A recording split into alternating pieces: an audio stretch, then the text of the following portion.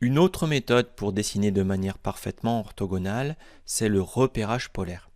Donc ici, dans les aides au dessin, nous avons activé le mode ortho. Si on clique sur repérage polaire, le mode ortho est désactivé. Donc c'est l'un ou l'autre.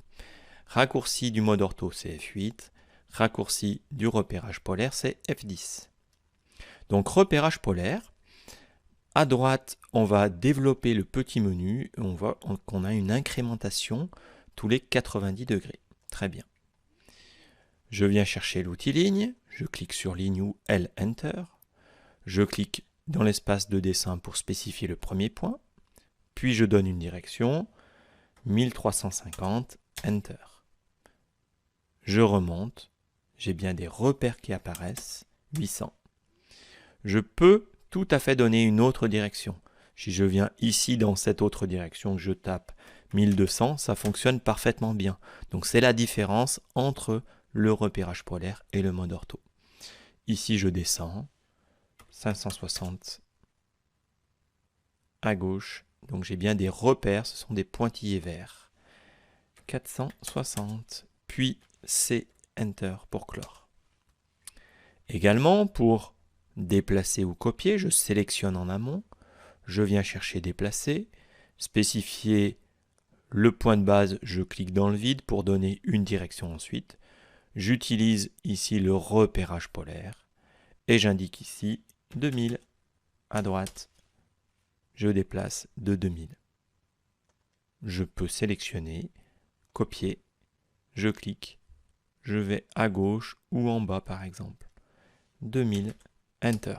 Je déplace également, alors j'ai mis 200, je vais faire CTRL Z, je déplace également de manière parfaitement orthogonale avec le repérage polaire. OK? Et 2000 au-dessus. Si je reviens sur le repérage polaire, on voit ici qu'on peut choisir une autre incrémentation. Par exemple, tous les 45 degrés. Dans ce cas-là, ligne, je clique, je vais à gauche, je dis 400. Et là, quand je remonte à ce niveau-là, je vois un angle qui est maintenant 135. Donc, au niveau du curseur un petit peu à droite, on voit la longueur polaire, une longueur pour notre ligne et l'angle 135. Donc à deux niveaux, on voit même l'angle 135 au-dessus, à côté d'un arc. Voilà, très bien. Je dis 500. Je remonte ici à 90, donc je vois également l'angle 500. Ici à 45 degrés, 500. 500. Et je fais clore. OK. Précision, je clique, quand je pars à droite, l'angle c'est 0. D'accord? Donc dans AutoCAD, ici à droite, on va dire comme ça, dans cette direction-là, c'est bien 0. OK. 90 au-dessus, 180 à gauche et 270 ou moins 90 en bas. OK.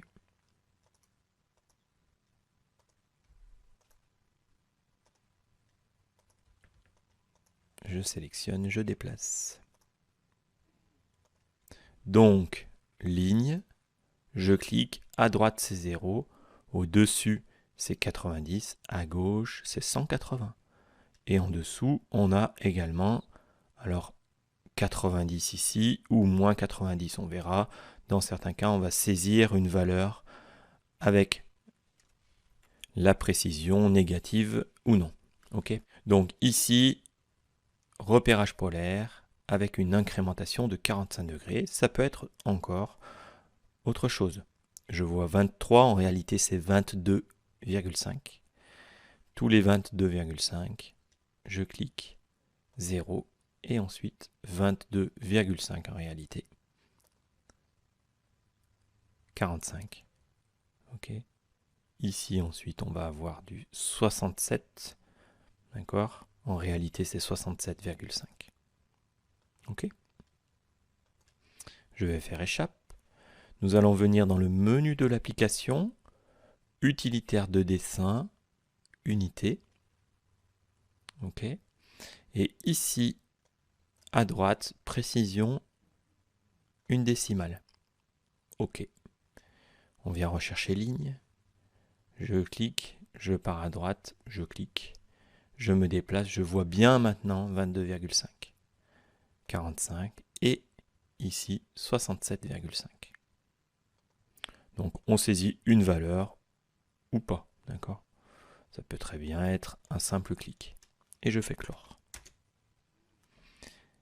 Dernier point, nous pouvons ici au niveau du menu choisir paramètres de repérage et en plus de l'incrémentation que je vais choisir à 45 degrés, nous pouvons ajouter un angle ou plusieurs angles supplémentaires.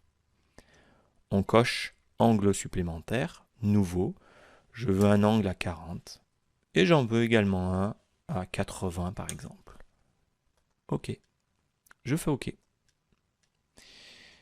Quand je viens dessiner une ligne ou déplacer bien entendu, ici j'ai bien mon incrémentation à 0, également à 45, mais j'ai une indication à 40. D'accord, je peux rentrer une valeur 2000, également 90, mais aussi 80. 2000. OK. Ce sont des angles supplémentaires, ce ne sont pas des incrémentations. Échappe. Donc je reviens maintenant au niveau du repérage, petit menu, paramètres de repérage. Je viens ici sélectionner 40 et 80 en appuyant sur CTRL et je viens supprimer. OK pour moi. Donc en principe, en architecture, on va dire dans le bâtiment, ou même en mécanique et menuiserie, l'angle 45, l'incrémentation 45 degrés, est plutôt une valeur bien utile. D'accord? Donc tous les 45, OK.